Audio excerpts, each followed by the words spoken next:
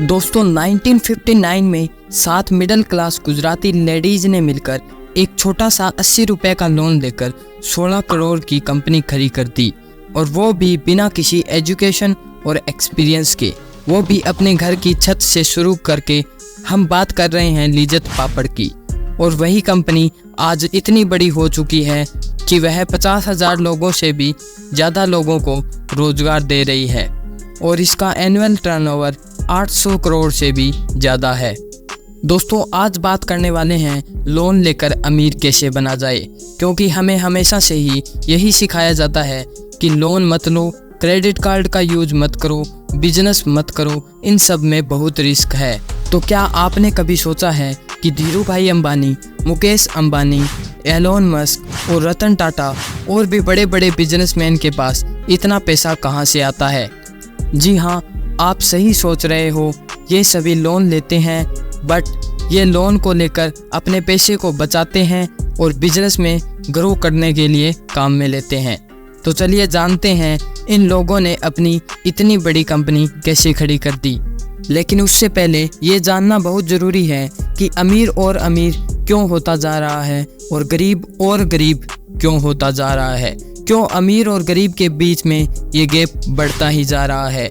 क्यों 80% दौलत 20% लोगों के पास ही है, और क्यों अमीर लोग काम करके अमीर बन जाते हैं और अपनी लाइफ में एंजॉय कर पाते हैं, वहीं गरीब लोग पूरे फोकस के साथ काम करके भी अमीर नहीं बन पाते हैं। ऐसी कौन सी बातें हैं जो हमें अभी तक नहीं पता है, जिस वजह से ये गैप बढ़ता ही जा रहा है?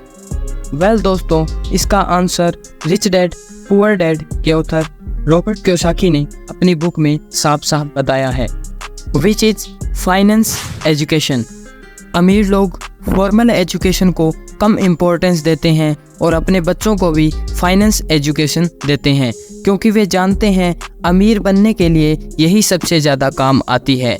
वहीं गरीब लोग फाइनेंस एजुकेशन के बजाय फॉर्मल एजुकेशन ज़्यादा इम्पोर्टेंट मानते हैं, जिसकी वजह से वे सरकारी नौकरी और छोटे मोटे कामों तक ही सीमित रह जाते हैं।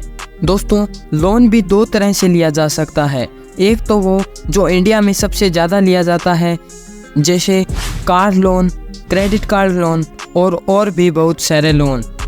ये सभी लोन हमारी लायबिलिटी को पूरा करते हैं, हमारी ज़रूरतों को पूरा करते हैं, जिससे हमारी इनकम जनरेट होती ही नहीं, उल्टा हमारी जेब से ही कुछ पैसे लग जाते हैं। वहीं दूसरी तरफ अमीर लोग लोन लेकर कोई कार नहीं खरीदते हैं, वे अपने पैसों को एसेट्स बनाने और उस जगह पर इन्वेस्ट करते हैं वहां पर उनके लोन की ईएमआई से ज़्यादा रिटर्न्स मिलता हो। और अधिकतर रिच मैन लोन लेकर ही अमीर बने हैं, और इसी टेक्निक को फाइनेंशियल लेवरेजिंग कहा जाता है, लेकिन इसमें रिस्क भी बहुत ज़्यादा है। तो चलिए दोस्तों, आज उन 4 बिजनेस आइडिया के बारे में जानते हैं जो आपको लोन लेकर भी अमीर बना सकते हैं। हमारा पहला आइडिया है जनरेट रेंटल इनकम।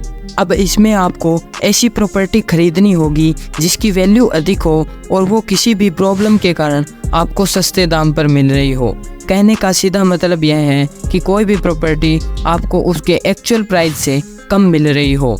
जैसे आपको कोई प्रॉपर्टी पता है कि आज इसकी वैल्यू 50 लाख है और उस प्रॉपर्टी के ओनर के फैमिली में कुछ इश्यू होने की वजह से वे 30 लाख में दे रहे हैं। अब इसमें आपका फ़ायदा तो ज़रूर ही होने वाला है।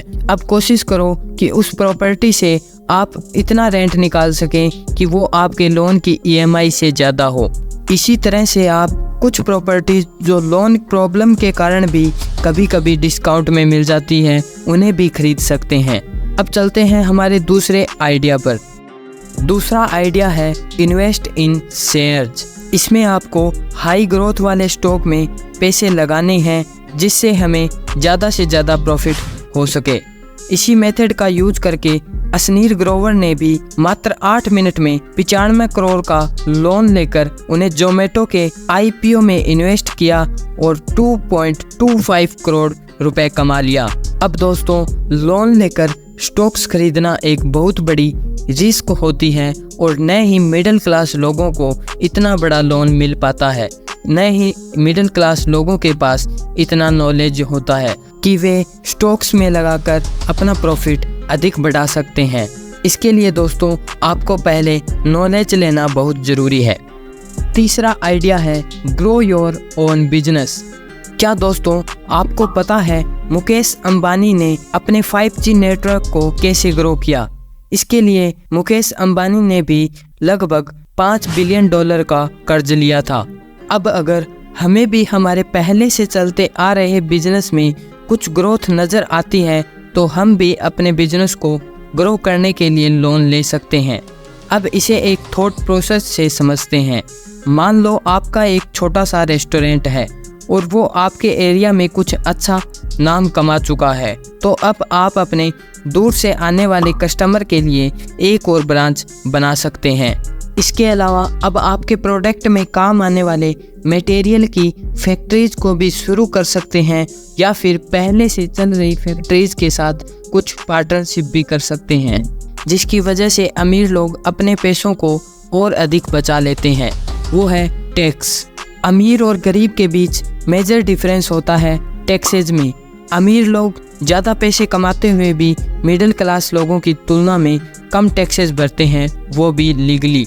अब टैक्सेस को बचाने के लिए अमीर लोग अपने एक्सपेंसिव को बिजनेस के नाम पर दिखाते हैं और टैक्सेस को नहीं भरते हैं, क्योंकि गवर्नमेंट भी बिजनेस के नाम पर बहुत से टैक्सेस कम करती है।